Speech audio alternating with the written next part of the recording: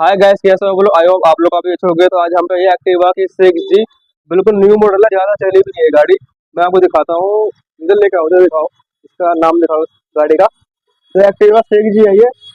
इसमें एक दिक्कत आ रही है बहुत।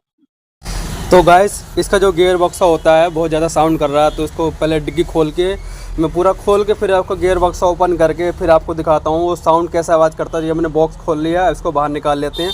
तो मैं आपको इसका साउंड चेक कराता हूँ।